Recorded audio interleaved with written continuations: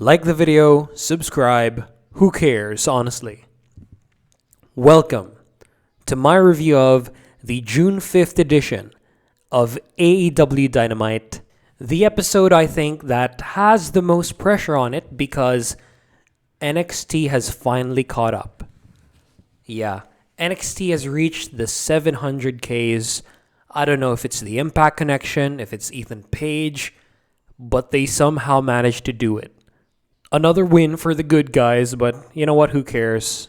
This happened last week and AEW still won, but who knows this week? We'll see what happens. RIP TNA. But yeah, as for this show, the in-ring quality is there. It's consistently high, with that main event being the best, of course, because you have the champion there.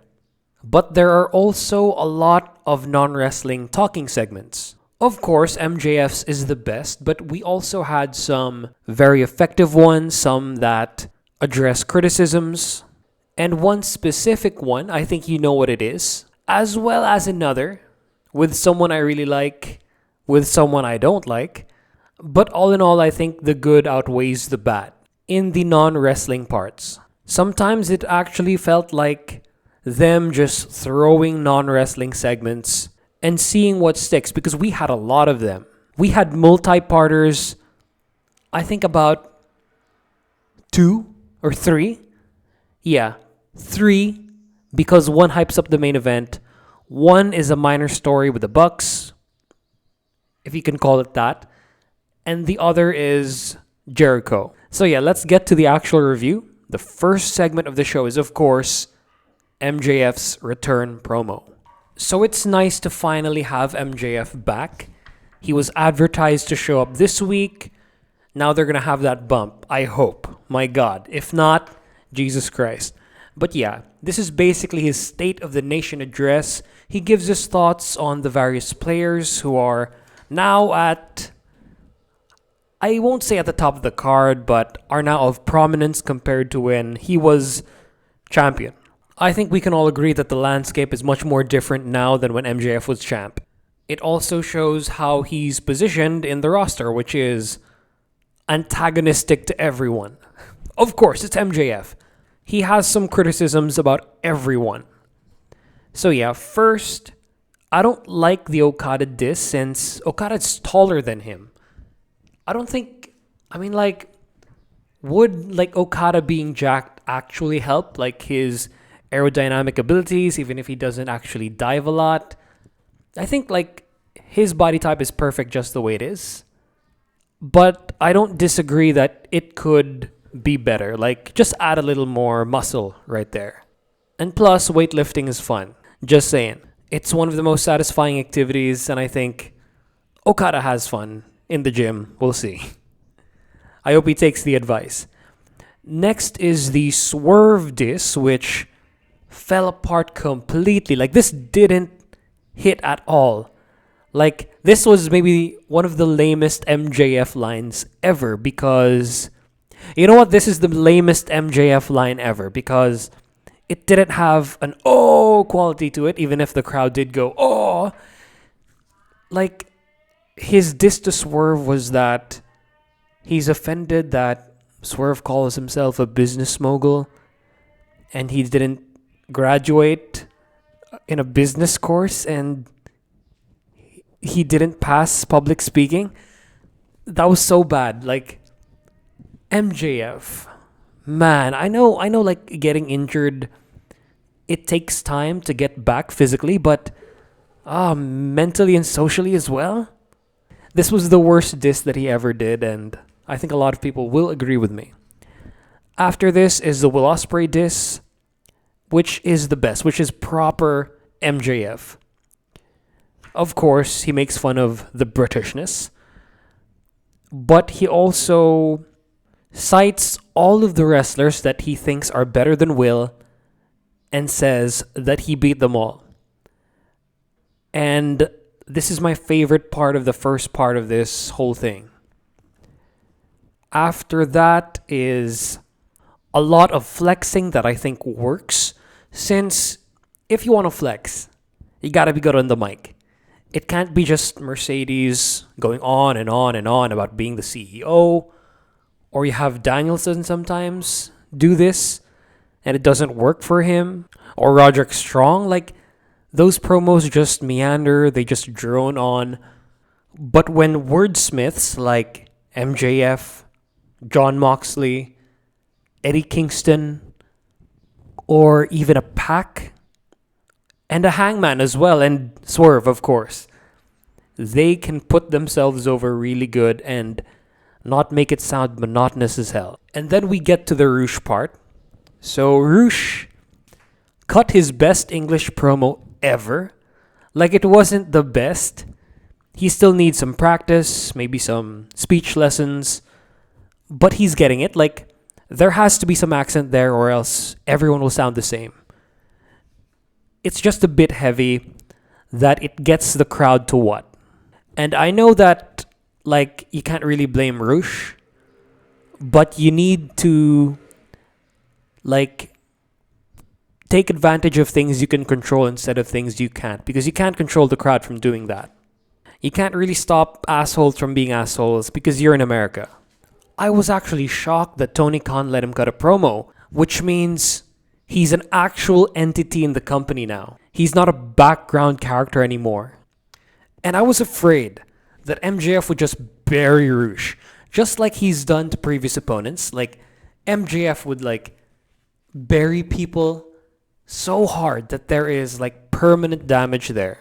But here, I think MJF kind of learns how to raise his opponent up in order for them to have, like, more gravitas when he beats them. He elevates people promo-wise now. And I think MJF is, like, one of the few special people who can do that. So yeah, he buries Roosh's speech and then lifts him back up by citing all of his achievements, citing their past history together. Continuity, guys. And then they end up fighting, and both men end up looking good. Roosh isn't made to look like a chump, and I love it. But yeah, this isn't MJF's best promo. It's not his most biting promo. But I like how he lifted up his opponents, putting them over, making them bigger threats by the end. And after this is Roddy's video package, which is a perfect example of what I said earlier. He can't really, like, do a prolonged flexing promo since he doesn't have the promo skills for it. But it's just enough given the absurdity or like the unique nature of the video package, like its location, what they're doing. It elevates the promo. It's him climbing mountains, and then Swerve connects to this with his hype up for the main event. And yeah, this was a nice hype up that we get early on. It was pretty funny, but the characters don't know that. So yeah, starting off Dynamite strong, we get the first match, which is, I think, the second best match of the night. This was a 4-way match for a title shot against Will Ospreay, who is not taking a long sabbatical. He's taking a week off. So yeah, we have Jay Lethal versus Orange Cassidy versus Ray Fenix versus Kyle O'Reilly. And everyone knows how AEW does their 4-way matches. Everyone is involved, like all 4 of them in various sequences. I think we had 2 or 3 in this one. This usually happens from mid-match to the end, which makes it more exciting. And they don't, like, sacrifice what makes them special to make 4 ways work. They use their fighting styles, they use their movesets, and they all feel like different people, of course. There were no big botches here aside from an ad read, like Excalibur's script showing up on screen, which is, like, so dumb. What's going on with that? We already don't want to see anything associated with Ric Flair. They've made a deal, they're sponsored by it, they're locked in, so just, like, don't remind us that they're there, and this just makes it worse. So yeah, the top spots of the match are number 3, the finish, which is a figure 4 leg lock that's turned into a cradle, which leads to Ray Fenix beating Jay Lethal. Number 2, I think it's the sequence with all 4 of them, like the first one. I'm just gonna show it to you here. Yeah, all of this happens. And the number one is another sequence, but a lot more fun. We have a Stun Dog Millionaire countered to a Juji Katami, Frog Splash out of nowhere by Phoenix, and then we can see the whole process of Jay Lethal going for and hitting a Macho Man elbow on Ray Phoenix, who's just like hoping for a 3 count before Jay hits him. So yeah, this match, it is pay-per-view undercard. So yeah, post-match is Trent showing up with Orange being ready this time. But then we get like the confirmation that Chris Statlander is actually like turning against Orange Cassidy. She acts like a peacekeeper, but then hits Orange Cassidy, who sells it. I like that they actually sell things compared to when Charlotte like chopped Rusev and then he just like didn't sell it. Like Charlotte was one of the biggest female wrestlers in the roster and one of the most strongly booked. I think she was like number 1 at the time. But then Rusev just no sells everything. It like devalues the whole women's movement. And I like that Orange sells it here. And then we get Willow Nightingale coming in to chase off Chris, and then now Orange has a friend. But yeah, this connects to Willow's promo where, yeah, they are indefinitely friends. Willow has the mic skills down. But you had the crowd being a bit noisy and then getting one over by the end. So after this is CD kicking off the ladder match to happen at Forbidden Door. I mean, he's okay.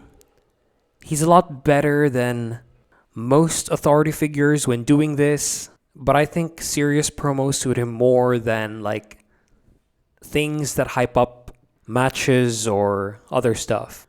There needed to be a lot more hype here. But yeah, first match is Brian Cage versus Mark Briscoe. So this is a genuine surprise. I haven't seen Mark Briscoe in like forever. I like that he's Ring of Honor champion, but the value of that company is going down day by day. He needs to be on the main roster. You need to have young guys being the stars of Ring of Honor, just like with NXT. I agree with Will Ospreay that you should put Scott D'Amore in charge, as well as having him help out with AEW itself. Maybe a collision. So yeah, for the match itself, we have a David and Goliath match, even if they're of the same height. Cage still has more mass. This had like a normal TV match structure, but it does pick up by the end. Cage has a really long dominance phase where he has like long rest holds. I hate when like powerhouses do this. Like powerhouses should be like power guys doing power bombs, doing power moves, clotheslines, like lariats and stuff. They shouldn't be doing like just rest holds. Yeah, there was like a bit more rest holds than I would like in this match with Brian Cage's dominance phase. But the comeback was very fun for Mark Briscoe. He pulled out all the stops, and I think it saved the match from being ordinary. So yeah, top 2 spots of the match. We have Weapon X by Brian Cage. What an awesome move. It's better than his actual finisher, but his actual finisher is a pile driver, so yeah. It doesn't look as good as the Weapon X, but it's more devastating because you're spiking a person. And then the number 1 spot is the chair outside dive by Mark Briscoe. So yeah, the finish is a froggy bow for the win. Mark Briscoe wins predictably because he's Ring of Honor champion. Of course he's not going to lose. TV main event level match. But then we get what was much better, I think, which is the Jack Perry promo, in which the promo itself wasn't the main feature of this for me. For me, it is that shot where we have Jack Perry talking to the camera with the TV with Mark Briscoe's reactions on it. Yeah, and then like we can see Briscoe's reactions while Jack is cutting like a basic promo. But yeah, this needs to be done more. And then after this is Samoa Joe and Hook. Guys, Hook is still bad at promos. Why aren't you winning matches? What are you doing here? Come on, that was bad. I don't like that Renee like faked a laugh as well. Oh my god. Yeah, Hook isn't a good talker yet. I think they should let him go on excursion. I have said it a million times. Joe carried their part of the segment, and I think the varsity athletes, or whatever they're called now, the premium athletes, have more charisma and are more entertaining than Hook, but of course, Hook's gonna beat them. And this is not how you get a person over. I like Samoa Joe's like paternal role in this, but honestly, it could be with someone better than Hook. And now you can see where they're going with this. They're probably gonna win the tag titles against the Bucks. So yeah, after this, I'm going to talk about all of the 4 Jericho segments. So yeah, Jericho's new gimmick has been more of a negative than a positive. I think at the start it had some promise. Last week it was terrible. Yeah, like his weekly talk show segment is pretty much garbage. And they set up one next week with Private Party for the last Jericho segment that goes on throughout the show.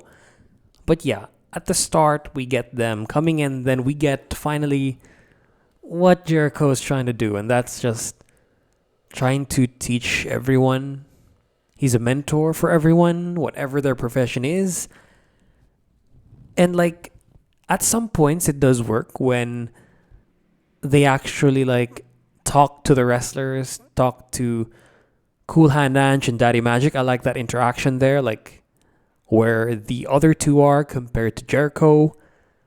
I like Big Bill's role and Brian Keith's role, especially Brian Keith. He's very meme worthy. I think that's by design. And then Big Bill is just fun and charismatic. He's like low key a comedic genius with his taunts and stuff. But in this one, he does not a lot. They should let him run with it more. But yeah, as for Jericho himself, I don't like the gimmick. I've finally decided that I don't like the gimmick at all. It's corny. Him teaching a guy how to scoop the food, as well as drive, as well as like the camera. This is bad. Come on, man. Like, this is like tune out worthy. This is look at my phone worthy. And I guess if we're going to get a positive out of this, it's that it's going to get Private Party some TV time, but they're going to be destroyed by Big Bill and Brian Keith. So yeah. Well, I mean, yeah, they're not going to join. I don't think joining that faction will help them. And yeah, I hope Private Party don't get buried again. So that's that out of the way. That's like the worst running segment throughout the show. So yeah, I think the next one I'm going to talk about is the whole Acclaimed Bucks feud segments. There's 2 of them. 3 segments feature the Bucks. But as for the 2 that sets them up against the Acclaimed, I like the first one with them like cutting their rap.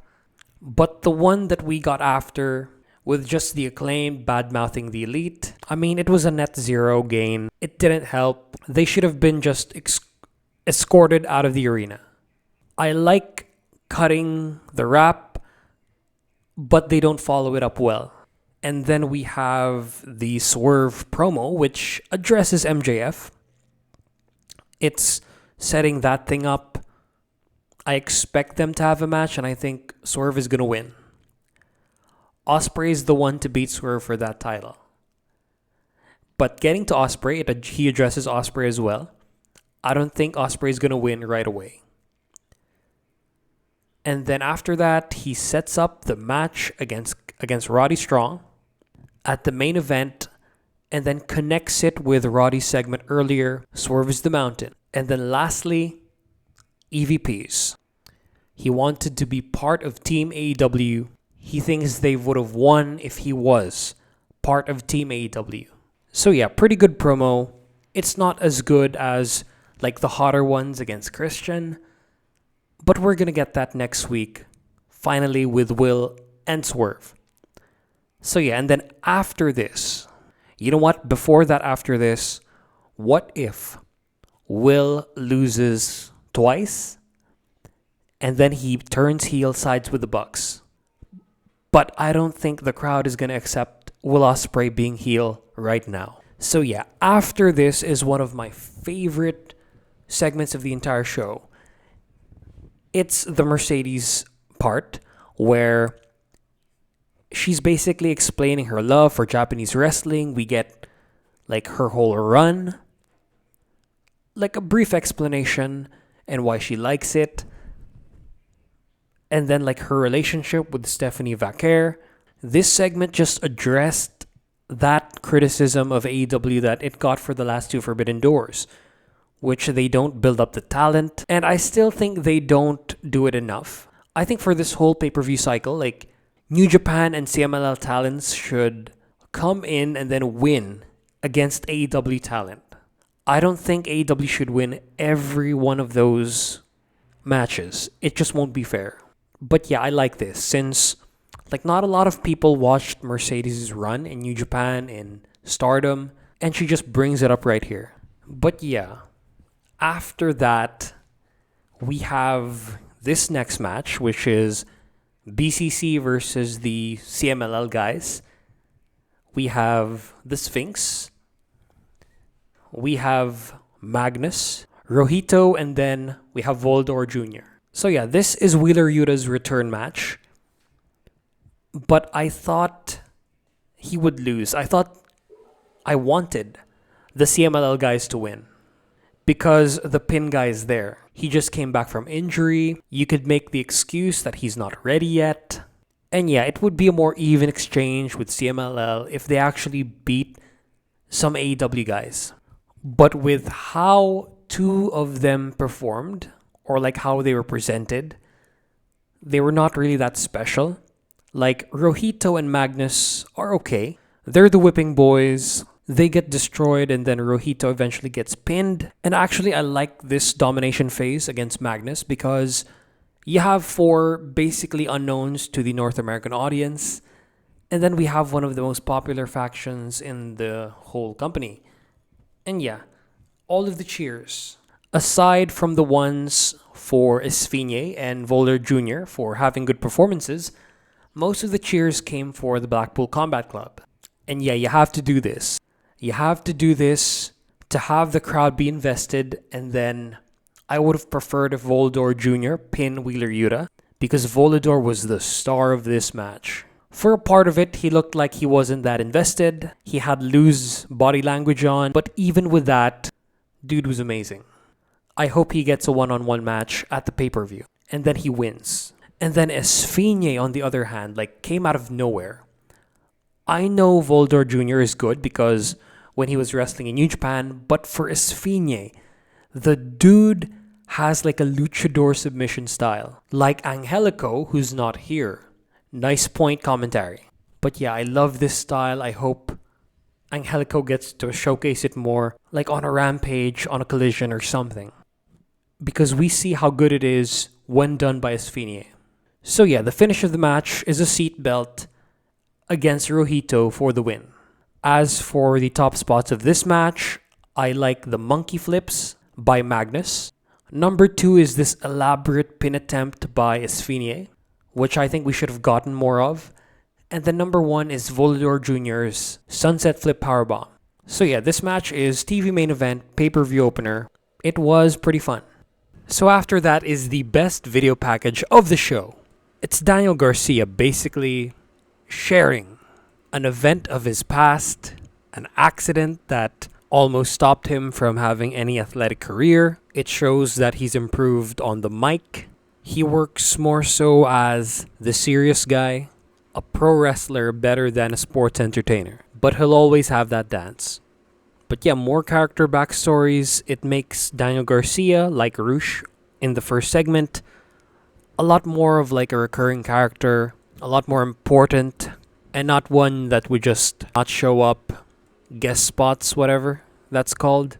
Yeah, this like increases Daniel Garcia's value when given like actual segment time where he's the main character and not as a part of another. Not a comedic thing. No one's there to outshine him. This is just about him and his life, and I like it. Great video package. And so after this, since I've talked about the acclaimed segment as well as the learning tree segments, I'm going to talk about the Christian Cage segment, which is him basically asking for another shot against Swerve Strickland from the Young Bucks. And are they really going to grant him this? Like, we already had that match, and I don't think it's as good as the main event for this show. And yeah, I think this is just some way to keep Christian Cage on TV. This might play into something, but it's basically just a setup, an orientation or something like that. It's the vegetables that we need to consume before we get to the actual main course. So after this is Saraya versus Mariah May. So Tony elevates this match with her commentary, saying amazing lines such as AEW's where the breast wrestle. Mariah dresses up as another Tony Storm iteration, this time the Outcasts, how appropriate. But the match itself, I don't think was carried by Mariah like everyone expected. I think Saraya compensated for her lack of athleticism with all of that heel work. Like, there was just a bit too much heel work here. Like, too much. But it made her domination phase pretty entertaining and not as static as the one with Brian Cage or as the one with Harley Cameron.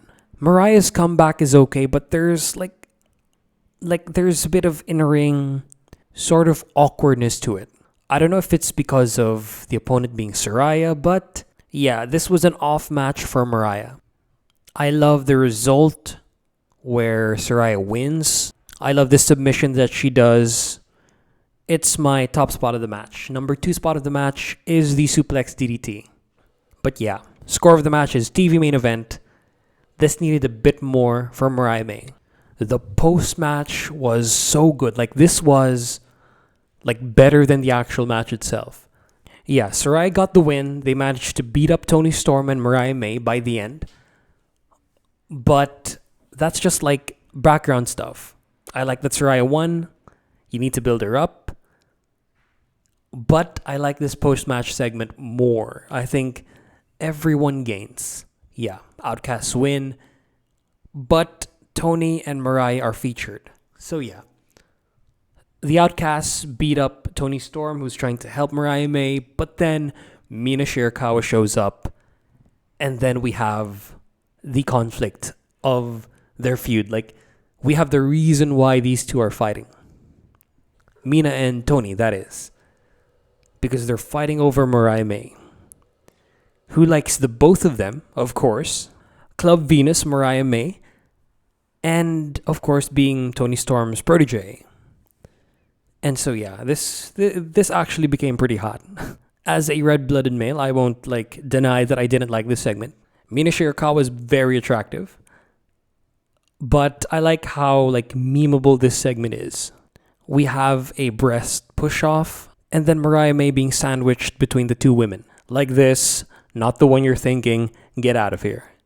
So yeah, after this is Danielson's promo, which is him addressing his final year as a full-time professional wrestler. And I like that he addresses that he keeps losing all of the time. And this actually injects story into the Owen tournament, because previous ones don't really have running stories going through it. It's more the New Japan Cup has more stories than the Owen. But yeah, here, they actually made the Owen like the New Japan Cup, but I want it to be you get to pick the champion you're gonna face. So if you hate one champion over the other, you would pick that one. So yeah, just a thought, but of course, the world title needs to be picked more. But yeah, as for this sets up maybe Danielson's victory. This inserts story, and I think he's going to win the cup now. for a retirement, for him to win the Owen Cup, I think that's all right as like a pseudo retirement. But yeah, what would really make this is if he won the AEW championship. And that gets him to like pause the retirement until after he loses it. But yeah, that's just me. Great promo. I love the injection of a story into the Owen. And after this is the main event, Swerve Strickland versus Roderick Strong for the AEW championship. This is the most criticized booking-wise by everyone. Doesn't make sense. It sucks. Where's the storylines? Bruh, Roddy was a former champion. He beat Leo Rush like a representative of another company, and then the dude effing annoyed the hell out of Tony Khan. That's how I see it. I think it's Tony Khan being pressured into a match as well. And then the actual match itself did not disappoint. Man, this delivered. Main event structure. Evenly matched the whole time. Roddy's short phases of domination did not last too long. Rest holds were dynamic, with some holds that I wouldn't dare call basic. And also, Taven and Bennett didn't get that involved in the match. They didn't strike anyone. They weren't seen like, or didn't do ones that are very easily noticeable, like the one they did against Ospreay. They just trash talked the shit out of Swerve, and then when they actually got their hands on Swerve, they just caught him. It wasn't disqualification worthy because they just caught the guy not really in Swerve's control because he was dragged towards Taven and Bennett. The climax was nothing short of just chef's kiss, primo wrestling. Action-packed, smooth transitions. All of their known signatures were done in situations that made sense, and there were zero botches, man. There were zero botches in this match. And there was a story in this match that most of the idiots online, on Twitter, like just like can't understand. You can tell a story in the ring. And the story in this one was Swerve works on Roderick's knee and it leads to the finish. It actually factored in. Roddy counters the house call. He catches Swerve. Swerve manages to shake out of it, but Roddy's knee is hurt. He can't dodge anymore. He gets house called for the Swerve win. So yeah, for my top 3 spots of this match. Okay, so first, honorable mention is the evasion of a running knee by Roddy, countered to a kick that's dodged, and then a fake kick by Swerve. Another honorable mention is like the strike fighting that leads to a code breaker. And then another is the powerbomb pin that when Swerve kicks out, Roddy immediately goes for a single leg dropkick. And the number 3 spot of the match is the Swerve stomp on Roddy, who's draped on the apron. Next is the fireman carry, like mid-air counter Swerve stomp. And then number 1 is the suplex launch that leads to a backbreaker on the apron. So yeah, this match, really good.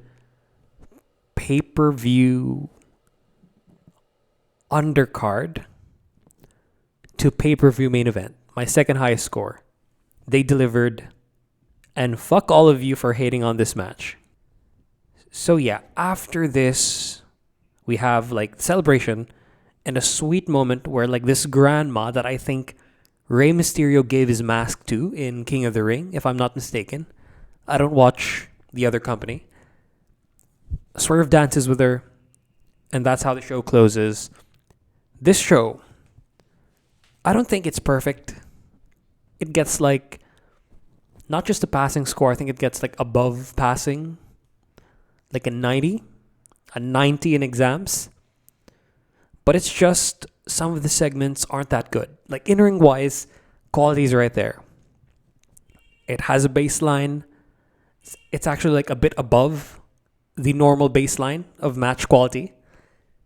But the segments, we got a bit too much, and some I just didn't care for. And some is actually negatively affecting the whole show. So yeah, that's it for this review. Thank you for watching. Bye-bye.